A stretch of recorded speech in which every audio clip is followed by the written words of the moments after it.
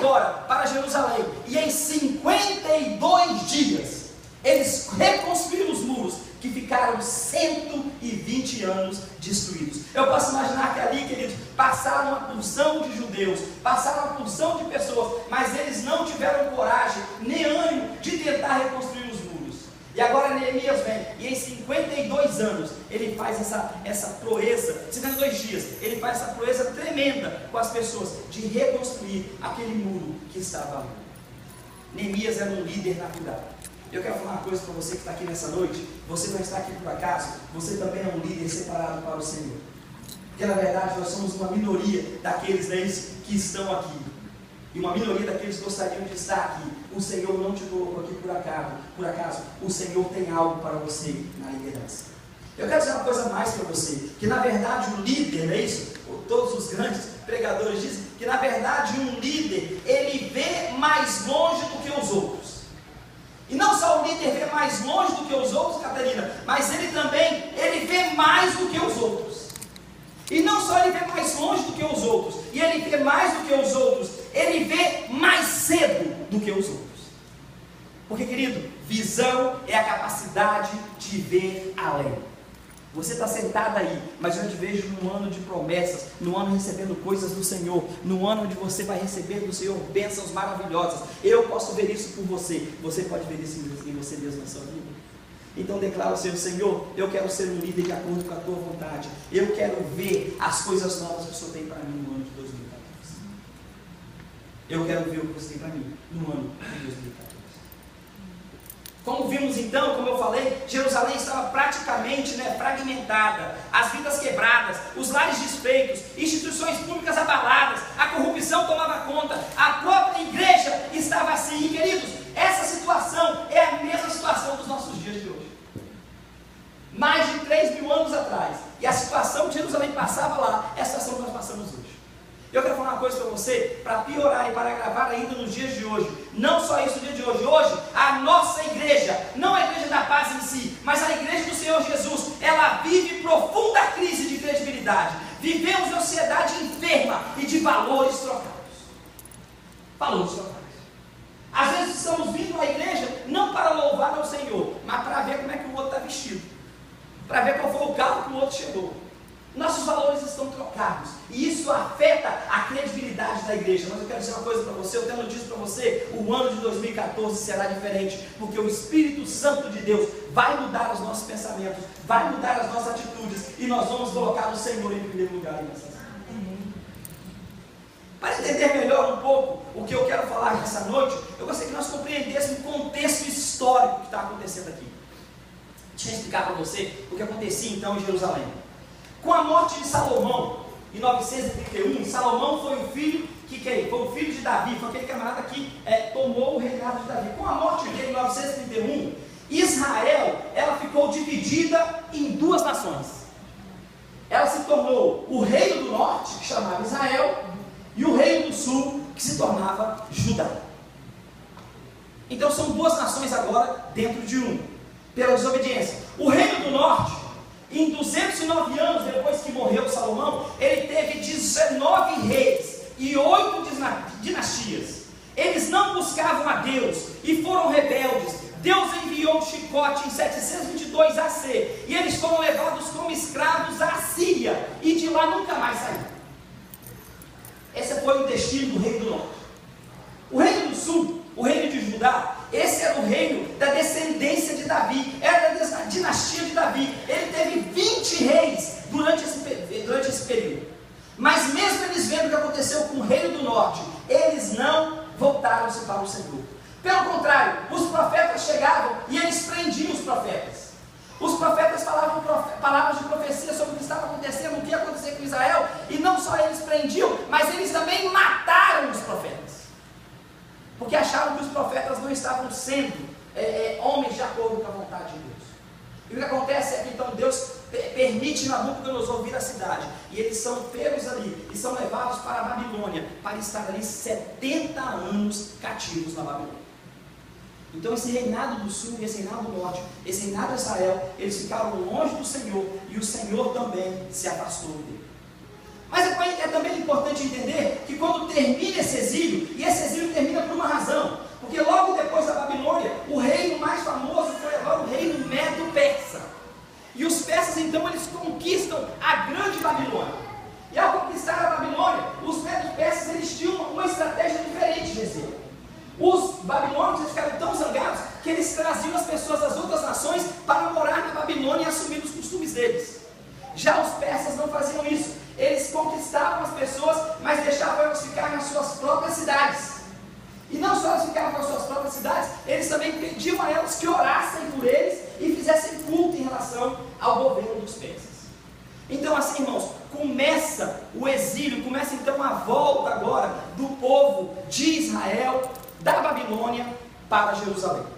E esse exílio, ele vem, essa volta, na verdade, esse retorno do exílio, ele vem em 3 fases. A primeira fase começa nisso, com Zorobabel, que vem reconstruir o templo. A segunda fase vem sob a liderança de Esdras, e Esdras vem para ensinar a lei, ele é escriba e ele é sacerdote. E a terceira fase, 15 anos depois de Esdras, mais ou menos 13 anos, vem então sob a liderança de Neemias com homens para reconstruir os muros de Israel. Pastor, demorou um pouquinho, mas esse é o pano de fundo para você entender o que estava acontecendo aqui. É como se o povo de Deus tivesse sido espalhado pelo mundo e agora eles começam a voltar para a cidade, mas a cidade já não existia mais.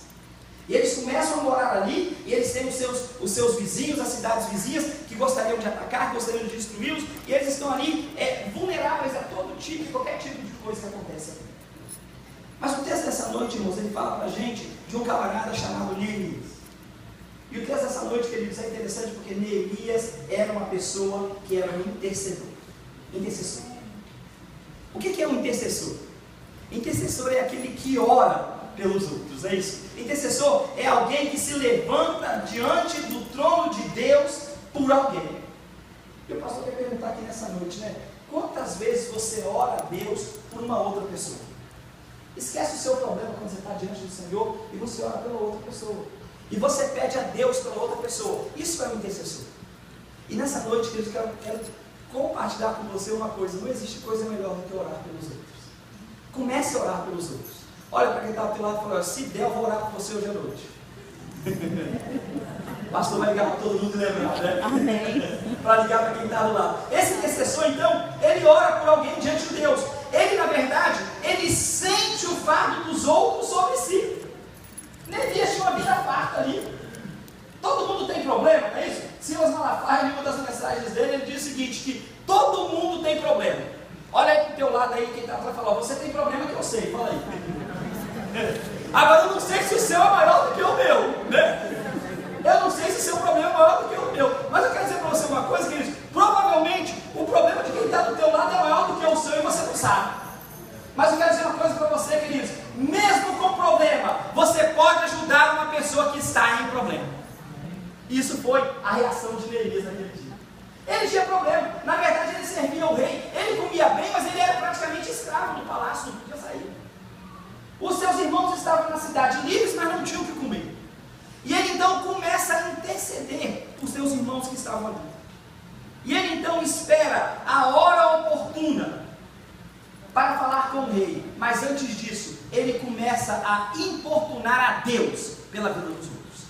Ele começa a pedir a Deus pelos outros. Ele começa a pedir a Deus pelos seus irmãos. Ele reconhece os seus pecados e reconhece os pecados do seu povo. E ele então começa de uma maneira tremenda a pedir a Deus. Ele é alguém que se estriba nas promessas da palavra de Deus. Queridos, o intercessor, ele associa devoção com ação. O que o pastor queria dizer para você nessa noite? É muito bonito você passar na rua ali e ver uma pessoa ali e falar: tadinho do pobre, né? Outra coisa é você ir lá e entregar a ele um pão, né? Ou entregar a ele um dinheiro. O Gisel não gosta que eu falo muito disso, não, Gisel? Porque o Gisel um dia estava passando na rua, ele se compareceu no camarada e ele desceu o único sanduíche que ele tinha do aqui dentro, ele foi lá e deu para o camarada e voltou para o carro. E quando ele entrou no carro, o camarada pegou, olhou o sanduíche e jogou fora.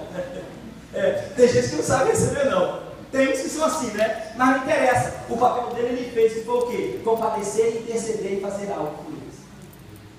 E é assim que nós devemos ser, Deus. Quando nós vemos alguém em necessidade, é função nossa irmos lá e tentar atender aquela necessidade. Se somos verdadeiros intercessores, vamos fazer isso. Vamos fazer isso. Então, Neemias era um intercessor. Neemias era um camarada que começou a pedir pelos outros e pedir pelo povo dele. A história grega conta de um camarada chamado Ésquilos. Ésquilos foi um soldado de Atenas, e esse soldado de Atenas, ele foi condenado à morte por uma coisa errada que ele fez no exército. E esse camarada Ésquilos, ele tinha um irmão, o irmão dele se chamava Amintas, e Amintas tinha lutado também pela cidade de Atenas, tinha lutado pelos gregos, e Amintas, na luta que ele foi, quando ele lutou, quando ele brigou, ele teve uma de suas mãos cortadas, ele perdeu a sua mão direita, ele não tinha mão direita.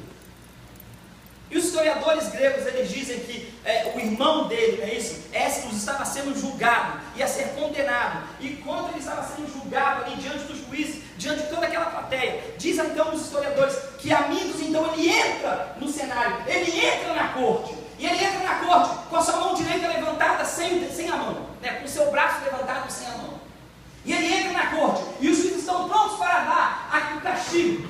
E quando eles olham para ele, com aquela mão, sem falar nada, eles se compadecem dele, porque ele tinha lutado por Atenas, e ele perdeu aquela mão dele lutando por Atenas, e ao compadecer-se dele, eles então liberam o seu irmão daquilo que aconteceu com ele.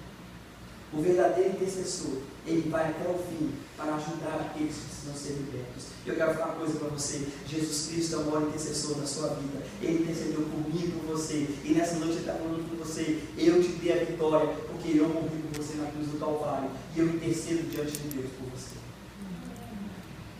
Então, pastor, eu quero terminar essa noite falando para você sobre 4 coisas que você precisa entender para ser um vitorioso em 2014. E se você puder anotar, eu agradeço. Se você não puder, depois você pede para o pastor a cópia da mensagem, eu faço com você com todo carinho, porque eu quero chegar no final do ano e você fala assim: pastor, eu tomei aquilo a sério e Deus tem me abençoado tremendamente no ano de 2014. E a primeira coisa que eu quero falar com você é o seguinte: aconteceu com Neemias. Para realizar sonhos é necessário preparo. É necessário preparar-se. Para que você realize os seus sonhos impossíveis, é necessário que você se prepare. Neemias sente o chamado de Deus para realizar o sonho. Nós vemos que ele chora, que ele ora, que ele jejua durante 4 meses, de dezembro a abril, de Quisleu a Nissan. Ele busca recursos do céu primeiro e não na terra. Essa é a diferença. Muitos de nós queremos resolver com nós mesmos. Ele vai ao jejum, ele vai à oração e ele busca em Deus primeiro a preparação que ele precisa para ser vitorioso. Ele entendeu que a decisão passaria pelo rei ali da Síria, né? Ou pelo rei de Pérsia. E ele então agora Pérsia, ele começa então a se preparar para falar com ele. E no momento certo, ele tem que falar com ele. E falar com o rei, queridos, não é tão simples não, sabe por quê? Porque lá no Medo Persa a coisa era complicada. Depois que o rei tinha passado um decreto, a lei valia mais do que a palavra do rei. A lei valia mais do que a palavra do rei. Lembra de Daniel? Quando o rei Dario queria tirá-lo de onde ele tirou, mas ele não podia porque ele já tinha assinado o decreto. E ele teve que fazer a consequência. Então ele sabia que ele ia conversar com o rei e ele precisava estar pronto para explicar ao rei tudo o que estava acontecendo. Neemias então ele esperou o tempo certo para agir. A esposa do rei estava ali, o rei estava ali, a corte estava ali, e ele então naquele momento necessário, ele age, no momento certo ele age. A oração e a prudência devem andar juntas em nossa vida cristã. Não adianta só orar e não ser prudente, não adianta só orar e fazer as coisas de qualquer maneira. O Senhor quer que nós façamos as coisas com prudência, com zelo. O Senhor quer que você se prepare para você vencer e para você ser vitorioso. Eu escuto pessoas falando: hoje eu estou me sentindo, eu vou lá comprar um carro, e sai para comprar um carro. Eu vou comprar uma roupa nova, sai para comprar uma roupa nova. E aí vai comprando, aquele cartão de crédito lá naquela altura, aí a pessoa vai lá e simplesmente aplica lá, né, para poder, falência. Falência, tem votação, começa tudo de novo. Isso é inconsequência. Não é assim que Deus quer que nós cristãos participemos e sejamos na nossa vida. Isso é ser uma pessoa inconsequente. Nós temos que preparar as coisas e fazer como o Senhor quer. Neemias passa 4 meses orando e jejuando para tomar a decisão. Quanto tempo nós passamos orando, jejuando, buscando ao Senhor antes de tomar uma decisão? Decisões que mudam as nossas vidas. Quanto tempo nós passamos buscando ao Senhor? Então, em primeiro lugar, nessa noite, eu gostaria que você fizesse o seguinte, né? Prepare-se. quando se tomar uma decisão, é necessário que você se prepare para tomar a decisão certa. Mas em segundo lugar,